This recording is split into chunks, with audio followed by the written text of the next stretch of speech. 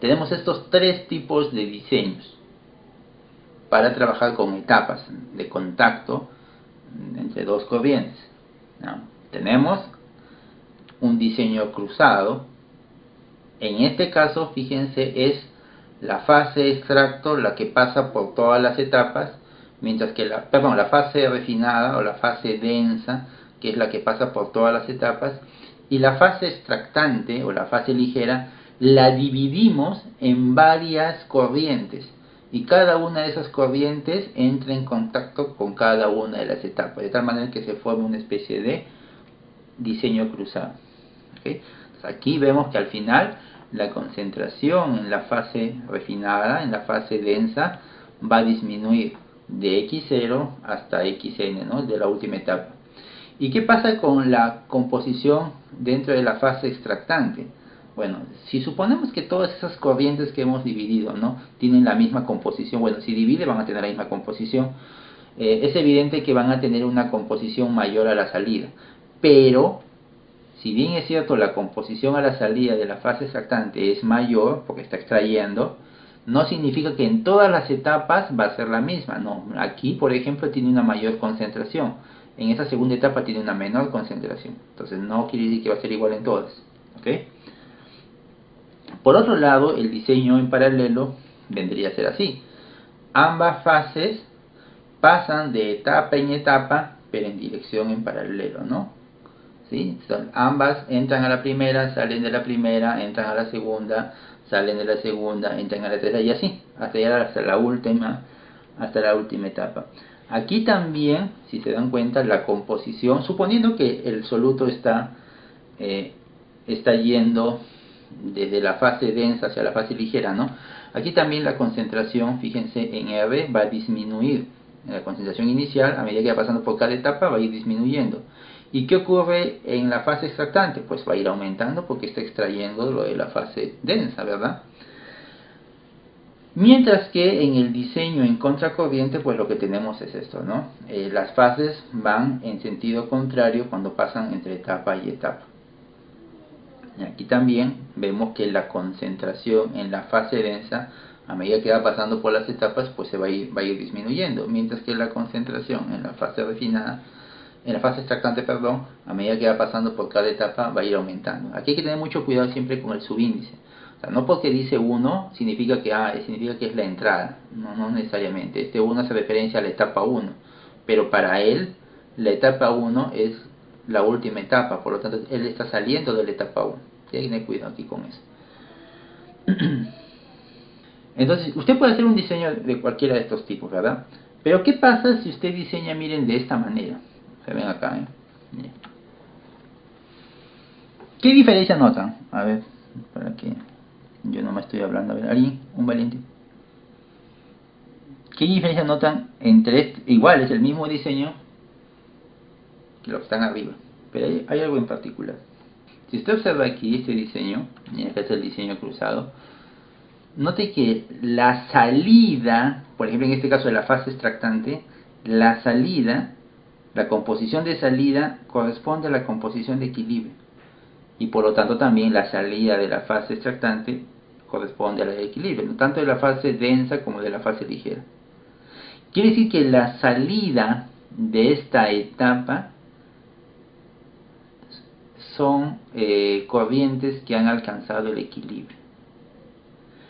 Pero en este caso, si bien es cierto, esta primera etapa alcanzó el equilibrio, eso no significa entonces que ya no puedo colocar ninguna etapa más. No, sí puedes hacerlo. Puedes colocar una segunda etapa. ¿Por qué? Porque fíjate que esta composición, este X de equilibrio de la etapa 1, ¿ya? Es la corriente de salida de la fase densa, va a servir para alimentar a la siguiente etapa. En la siguiente etapa, este es el punto de partida. ¿Y qué composición tiene esto? La misma que está acá arriba.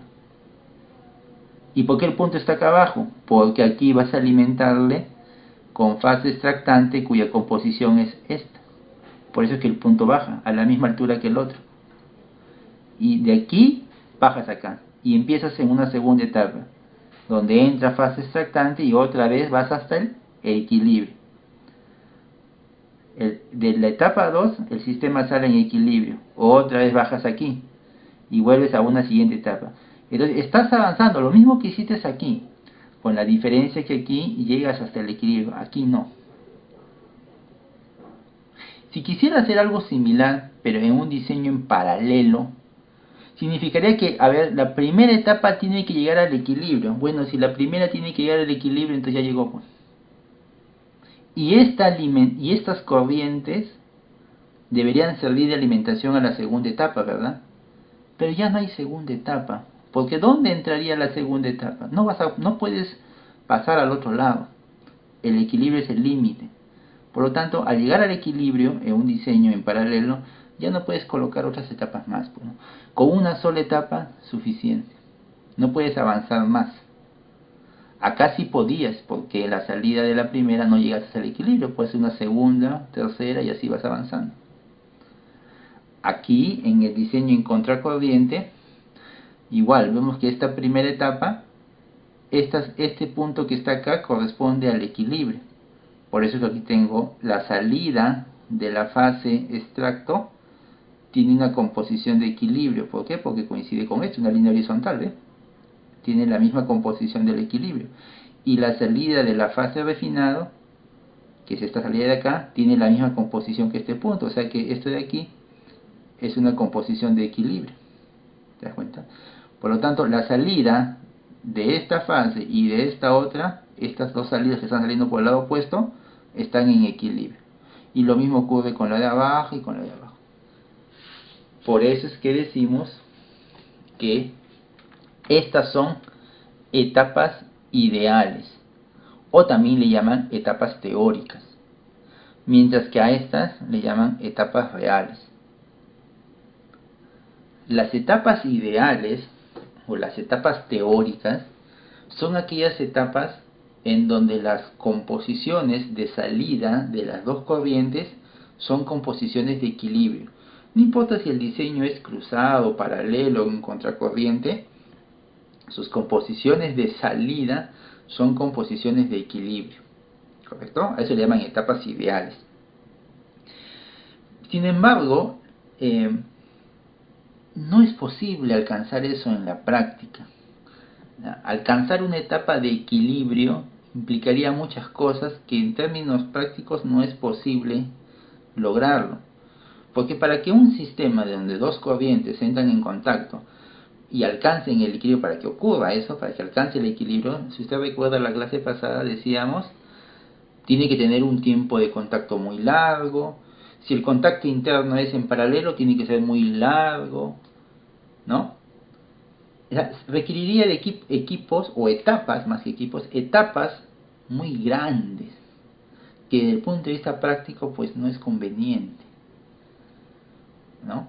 Por eso es que en realidad las etapas son así, no alcanzan el equilibrio. Ahora usted dirá, pero entonces si en realidad no es así, ¿por qué estudiamos esto? Porque eso es lo que vamos a estudiar, esto de aquí.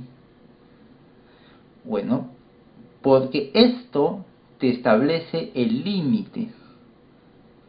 Es decir, si tú haces un diseño de un proceso en donde estás buscando saber cuántas etapas necesitas para lograr extraer cierta cantidad de un soluto, y vamos a suponer que tú dices, y lo voy a hacer en contracorriente, entonces cuando tú haces el diseño del proceso, esto te va a determinar el número de etapas ideales. Vamos a suponer que 3, correcto.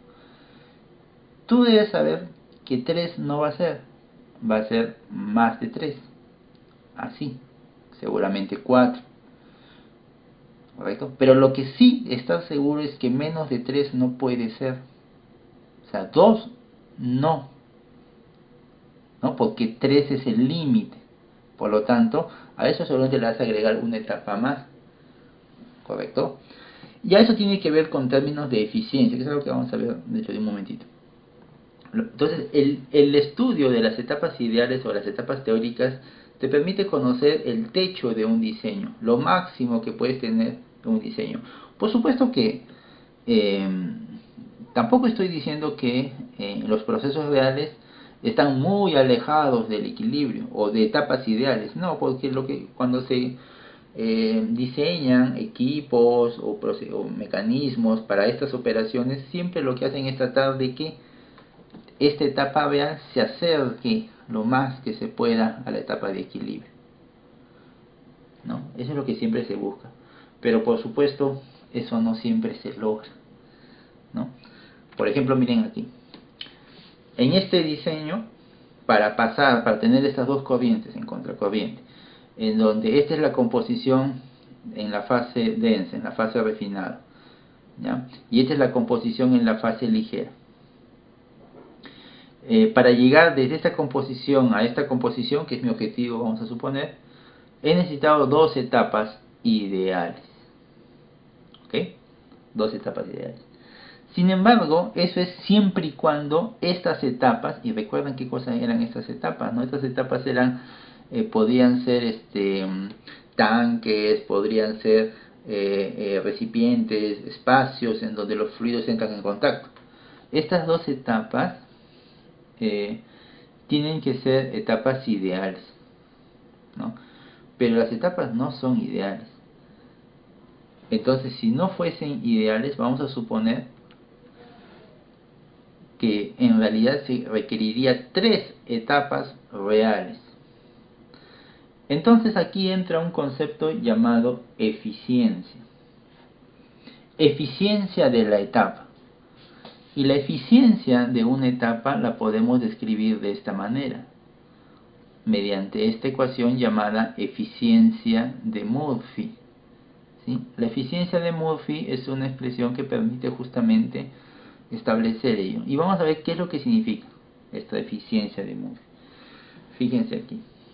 Miren, enfoquémonos en esta etapa que está acá. El amarillo es si es que esta etapa fuese ideal. El naranja es la etapa pero real.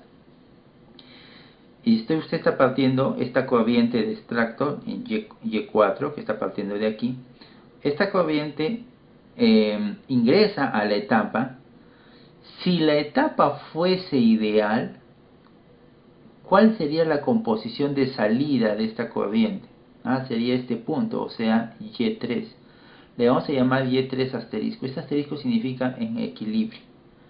Esta sería la composición si es que la etapa fuese ideal. Pero como no es ideal, entonces la composición no va a ser Y asterisco 3. O sea que este no va a ser el punto de salida. El punto de salida va a ser este. Por ejemplo, la etapa real es esta que está en color naranja. ¿Y qué composición tiene? Vamos a llamarle Y3 nomás. Por lo tanto, ¿cuál es la eficiencia de esta etapa? Usted la puede calcular con esta ecuación. Aquí está concentración, pero si lo pongo en términos de Y, sería así, ¿no? La eficiencia sería Y3 menos Y4 sobre Y3 asterisco menos Y4. Esta es la concentración en la entrada, esta es la concentración en la salida, pero en la salida real y en la salida ideal. Evidentemente, Y3 siempre va a ser menor que Y3 asterisco. Por lo tanto, aquí esta resta siempre va a ser menor que esta que está aquí abajo.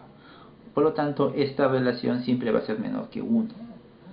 En el caso que su etapa real, su Y3, ¿no?, sea muy próximo a la etapa ideal, o sea, el Y3 asterisco, entonces esa relación va a ser aproximadamente igual a 1. Aproximadamente igual a 1.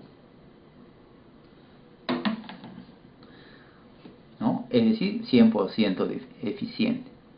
Entonces, cuando una etapa es 100% eficiente, o al menos se acerca al 100%, pues genial, ¿no? Ya sabemos que su composición de salida es la composición de equilibrio.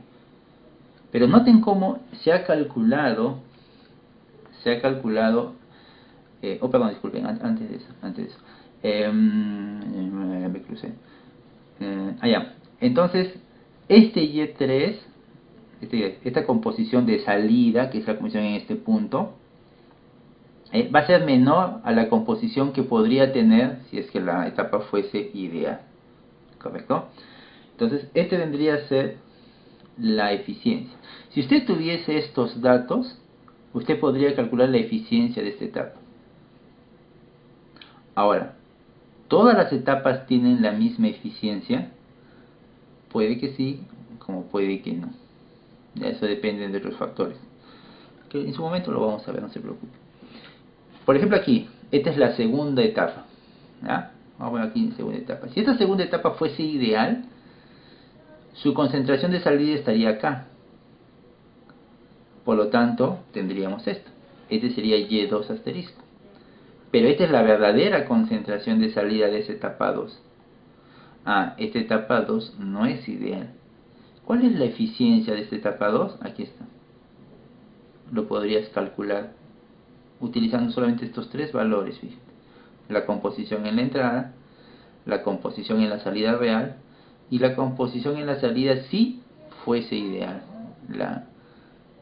esta etapa de aquí. Y algo similar puedes hacer con esta otra. Ahora bien, ¿podría darse el caso que las tres etapas tengan eficiencias diferentes? Sí. Ahora, también podría ser que las tres etapas tengan la misma eficiencia. También. Si las tres etapas tuviesen la misma eficiencia, entonces tú podrías, por ejemplo, como conoces la eficiencia, a partir de esa eficiencia que ya la conoces, podrías utilizar esa información para predecir cuál sería la composición a la salida, ¿no? También podrías hacer eso. Pero si se dan cuenta, para el cálculo de la eficiencia o para evaluar la eficiencia de esas etapas, hemos estado utilizando la concentración, pero en la fase extractor, el Y. Esta es una ecuación general que puede ser usado tanto para una fase como para la otra. Es decir, que también puedo hacer el mismo análisis pero usando la fase refinada. Claro que sí, también se podría hacer eso. Si fuese así, por ejemplo aquí en esta etapa, voy a empezar aquí porque por aquí está entrando, ¿no?, esta corriente. Esta es la etapa 1, o mejor dicho, para esta etapa, esta es la etapa real. Y si es que esta etapa fuese ideal, pues tendría que ir hasta acá, hasta la curva de equilibrio. De aquí tendría tres composiciones, miren, la composición en la fase refinado en la entrada, la composición en la salida real y la composición en la salida si esta etapa fuese ideal. A partir de estos tres datos, reemplazando aquí en esta fórmula, tengo la eficiencia. Solo que esta eficiencia está calculada, la eficiencia de Murphy está calculada en términos de la fase refinado, mientras que aquí está calculada en términos de la fase extracto. Y bueno, evidentemente si usted hace el cálculo para las otras etapas va a ser algo similar también. Ahora la pregunta es, pero si yo calculo la eficiencia, a ver, con los datos de la fase extracto para esta etapa, aquí, y con los datos de la fase refinado también de aquí, ¿sale el mismo valor? Sí, o debería al menos, ¿no? Debería salir el mismo valor, o al menos un valor aproximado. En realidad se puede utilizar cualquiera de las dos. Generalmente se usa de aquella fase que es más fácil, pues realizar algún tipo de medición